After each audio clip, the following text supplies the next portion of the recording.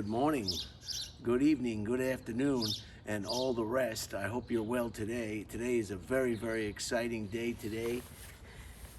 Today is the true day. You always should take things out of your pockets before you sit down. Do you ever get in the car and have something in your front pocket or back pocket and have forgotten to take it out before you sit down? It's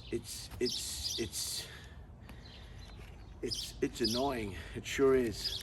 Well, let's get started today in history. In 1836, Sam Houston took on the Mexican army at the battle of Jacinto, Jay Santu, the Battle of Jay Santu. He had 800 Texan rebels, and he beat the Mexican army of 1,500 in about 18 minutes at the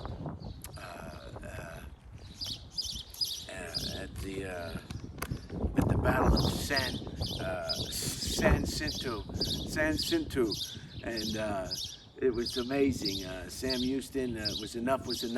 This army general from Mexico, this Santa Anna guy, this was his last stand. He was done, and Texas gained its independence as an independent republic. So thank God for Sam Houston. This victory in this battle ensured the independence of the Republic of Texas. And as they routed the Mexican army, it was at 3:30 p.m. and Houston and the Texans attacked the Mexican camp, yelling, "Remember the Alamo! Remember the Alamo!" That's right, and don't forget, remember Goliad. Remember Goliad. Remember, Goliad was a terrible massacre by the Mexican army. So this is a great day in Texas history on April 21st. Our hats are off to the Mexican people and the Mexican people who made this possible. And Sam Houston was quite an individual. He became the first president of the Republic of Texas. He represented Texas in the United States Senate when it became a state. He was also the governor of Texas and Tennessee as well. And of course, Houston, Texas is named after Sam Houston. So a great man. And God, what would we do without great leaders like Sam Houston? So just an amazing story. And today in 2016, we lost at the age of 57, we lost Prince. That's right, Prince died from a fentanyl, accidental overdose of fentanyl. Fentanyl is a drug that relaxes you, but if you take too much, it slows your system down to the point where your heart, there's not enough pumping going on, and it puts your heart to sleep and slowly puts you to sleep forever. So it was a great loss to the music community and all its legendary fans that loved Prince. If you ever talk to anybody who's been to a Prince concert, it was one of the best concerts that they had ever seen in their whole life. At one point, he did 33 consecutive shows at the Forum in Los Angeles. 33 consecutive shows, and each show was different. His library of music, published and unpublished, was immense. There are still music that no one has ever heard of from Prince that are in his vault that are yet to be remastered or redigitaled or cataloged and produced in a fashion that people can listen to him. So we lost a great one. And he could play so many different instruments. He played all the instruments. And a lot of people don't know Prince not only was a musician and a vocal artist and a singer and a front man, and he played all the different, the organs, the pianos, the tambourines, the trumpets, the violins, the guitars, the clarinets, the hobos, the tuba. I mean, the drums. I mean, there was nothing this gentleman didn't play. The piano, of course, and all the different kind of pianos there are. Just about every musical instrument the saxophone. He was just a wonderful, wonderful entertainer, and he will be missed. And a lot of people don't know he was also a journeyman pilot. He was a pilot. He was a carpenter. He was a contractor. He could sheetrock a house faster than anybody. He loved sheetrocking houses. He loved just working with sheetrock. He was a plumber. He was a bonsai enthusiast. He was an arboretist. He was a reserve police officer in the Indianapolis PD. He loved to parachute out of airplanes. He climbed Mount Everest twice. He got shot out of a cannon in the early 90s for a promotional. He loved to get shot out of a cannon because he had that body. He wasn't that tall, he wasn't that wide. He just fit inside the cannon just right. And he used to just love to, you might have heard Purple Rain was one of his songs that you hear on the radio often. Purple rain, purple rain. And also one of his big hits was We're Gonna Party Like It's 1990.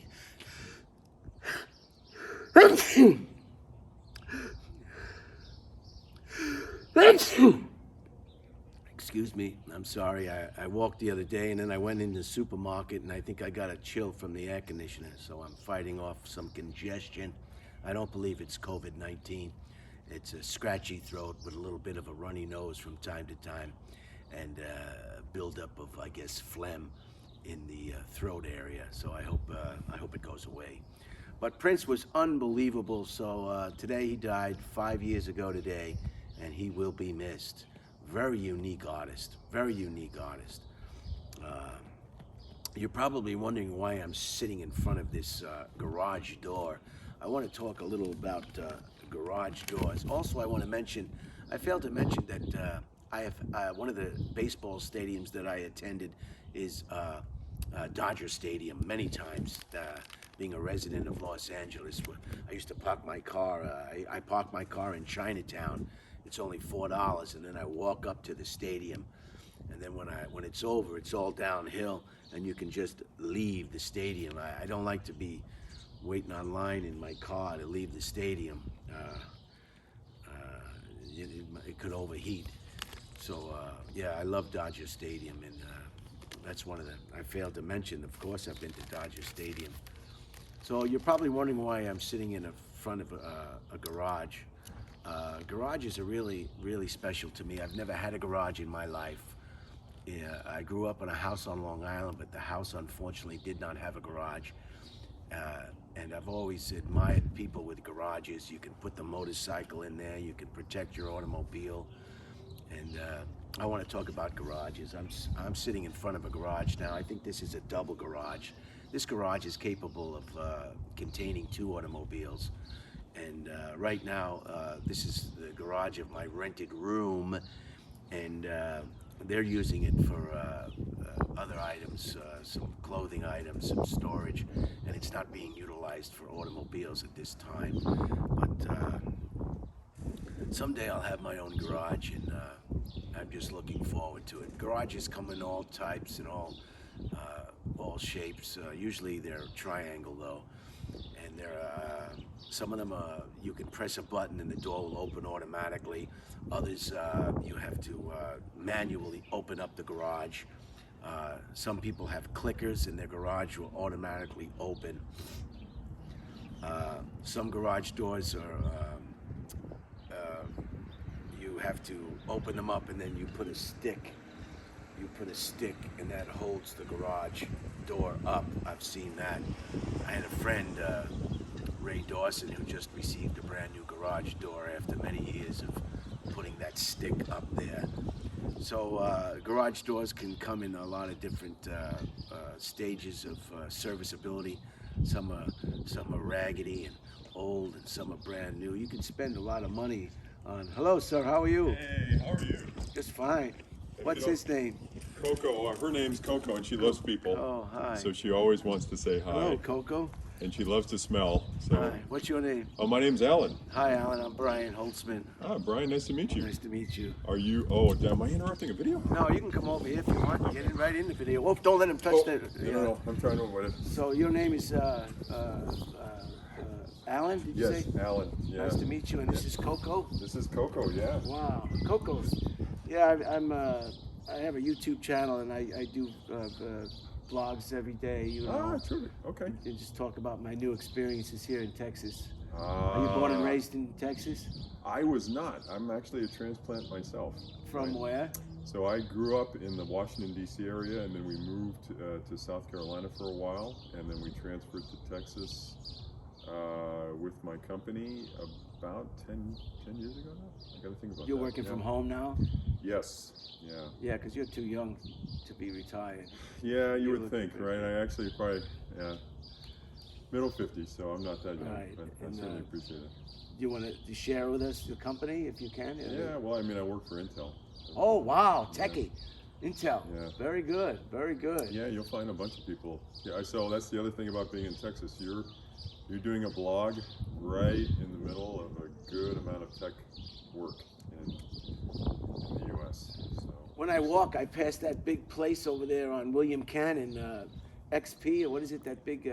Oh, NXP. NXP, right. is that NXP is a semiconductor company as well, but they do control logic mostly. Control logic? What is that, briefly? So NXP has a different market space, right? They do a lot of analog and digital control logic. They also have a foundry down there. So what that means is they do, so for instance, if I were to describe what I do, I work on CPU work. Right? It's like the brain of a computer. Wow. And then there's a bunch of supporting logic. So it's a bad analogy because it's very different than a human perspective, but it would be like a brain surgeon versus maybe an arm or, supporting logic around your body, for instance. And that kind of is the way computers work, right? You have kind of a something that runs everything else, right? It's all interconnected in reality, but there's supporting logic that NXP actually does for Intel platforms, and they do it for a lot of other platforms as well. And Intel is a worldwide company, huh? They are worldwide, yes. Yeah. And are you being affected by the shortage of computer chips? That's a supply chain problem. I can't comment on that, actually. I am not aware. I mean, we actually have public statements on supply chain issues that I think are accurate, and I haven't even checked to see what they are today. I can state that that COVID has probably changed the landscape of how people do business, and as a result, there's a lot more of a push for online business relative to in-person business, and that has definitely changed the landscape for most people. I mean, even your YouTube video is a byproduct. You're seeing a lot more YouTube exposure just from COVID, Right. even pre-COVID, right? And that's the nature of the change of the landscape these days, and that will probably be permanent, right? So that'll be even at some point when there's more in-person contact because of the way medicine is also changing, right? Medicine is changing, and the concern with risk management is changing. So all of that tends to push people to having more of an online footprint, right? And so you tend to see a lot more videos online of people that we talked about previously. Because people are at home, they have the opportunity to do more at home when they're not commuting and doing other things. When you were working before COVID-19, how long was your commute? How long did you have to drive to get to work? So Intel from this neighborhood is not very far. Actually, AMD, you can see it, right? So if you walk along here, you'll actually be able to see it. Wow. So Intel and AMD both are, I mean, Intel's about 8 miles from here. AMD's probably about 3. Wow. And NXP is very close, about the same, NXP is probably even about 1.5 miles, maybe. And, but everything is relatively close. But with the influx of people here, how long have you been here? Since February 4th, Wow, from where? California. I'm renting a room with the Indian family. Nice terrific. Indian family. Okay. Well, I think that's you're gonna see. There's a lot of I have family in California. California's got a very high cost of living, and Texas is still lower than California, but Texas is booming. The cost of living here has probably gone up something like 20 to 25% in the last year. And believe it or not, it's all from the influx from out of state. Where'd you learn all about the computers? I went to school. Well, I grew up at the beginning of the computer industry, so my interest sort of started at that period, right? Right. Yeah, I'll keep her away. So I grew up back when the first personal computers were just being released, and so that's where my interest in it spawned. And back then, technology is much simpler than where we are today, obviously. So, but if you think about, I can't imagine you're much older than I am at all. I do think that within our lifespan, you've seen a change in how we interact with the world. I mean, what you're looking at wasn't possible when computers I know. had just started. People right? can watch me all the way in South Africa and Europe. Right, Canada. and you have this is the equivalent of if you when a lot of this technology was being introduced, they went back to looking at old Star Trek episodes, right, where they showed these It's too bad the communicators space, and so forth. the space house. I'll go to space when the space house looks like Star Trek. It's you've seen what it think- looks like up yeah. there. That's no place you want to go. Well, and so that's an interesting aspect, right? I mean, even the way that's the next frontier for a lot of the efforts today. You're really seeing a lot of. It's interesting that the concept of archaeology is now moving towards a spaceward look, right? And so now what they're trying to do is to take kind of the early 20th century archaeology. There's archaeology throughout all of our history, right? But if you were to equivocate sort of where we were in the 20th century, early digs, right? To what we're doing now on Mars, for instance, you're starting to see that look too. What's your personal opinion? What is up in Mars that's so attractive to humans? Well, so I'm a Christian. Actually, I'm a believer in Christ. So from my perspective, I think there's always a curiosity about where you are, right? All of us have a finite beginning. We're born into the world, right? We weren't around. We didn't come out of a sea pod. We didn't, and more importantly, we were born into an existence that was around before we were there, right? So all of us have a dependency on those that have gone before us, and as a result, people place themselves in context relative to learning their position in the history in which their family is, their history in Wow. which they are in society, and if you go back to the 20th century, that same curiosity existed with, say, C.S. Lewis and Tolkien and others that did, sort of fantasy novels and so forth.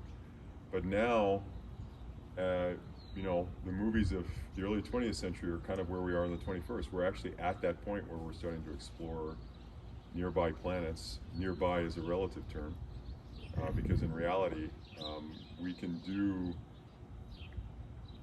we're not at a place where interplanetary travel is going to be possible outside of really Mars and the moon for the time being, right? And then everything else we can send probes to, but that's not those are all inhospitable relative to, Wow. say, the Martian landscape. And Maybe so what do I think we'll find? I am not going to speculate. I do think that there's the obvious aspect of what you can see from this Earth, right? and then how they want to extrapolate what we'll find with regards to life and origins and so forth. I'll skip the speculation on it, because the one thing I can state is I don't think there's anything alive today, right? And so I think we missed it. Whatever was there, we're a little bit late. well, correct. And so the reality is that now the question becomes is, a lot of what we'll do is we'll reframe the archaeology experiment, and we'll reframe on things to look for with regards to carbon and water and soil components and atmospheric components. Well, thanks, and, Alan. Yeah, yada, yada, yada. Good to talk with you. Would you I like hope- to do an interview at some point? For your channel? Yeah, I'd like to interview you. You seem to be a very I tell you knowledgeable what, individual. I tell you what, Very not knowledgeable, right very now, well spoken. My but, God, some people walk by and go, ooh. You think you're talking to a caveman? I think everybody's opinion is just as valid as mine, Right. right? I think all of us have a story. I'm more fascinated with everybody's story. I'd like to hear more about your story too, and I'd like to hear more about your time in California and why you chose to come here. All of that to me is fascinating, right? Everybody has a great story to hear, right? Yeah. The scientific stuff is fun to talk about, but it's not. Witness protection program, Alan. Yeah, that's not. I can buy that as an example, depending on where you're coming from in California. Thank you, buddy. I really appreciate it. Hey, good talking with you. Thank you.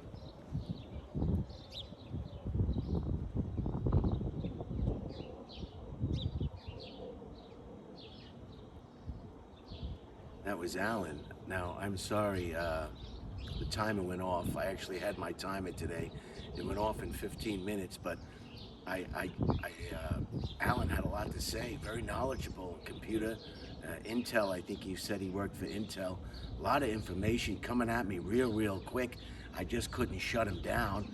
The dog was very friendly. I made sure that he kept the dog away from the tripod. That was my worst fear, is if the dog knocked over the equipment. And any blogger or video presentator, photojournalist, YouTuber, influencer, everybody knows that's the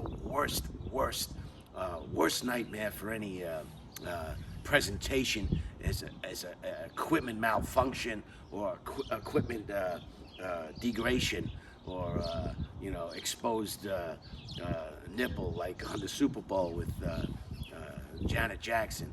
So anyway, I'm not going to get, I wanted to talk about garages today.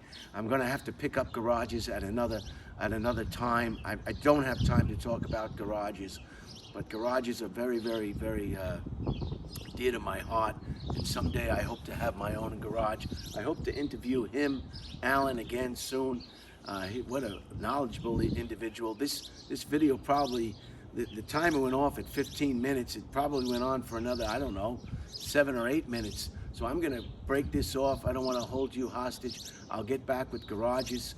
Our prayers go out to Prince, and go, Sam Houston, for all you did for the people of Texas and the United States of America. Go Houston. And I'm gonna cut it off. Thanks for your patience. That was unbelievable. Alan, my God, I got a lot more than I bargained for. I tell you that, a lot more than I bargained for. And we'll get back to garages at another time.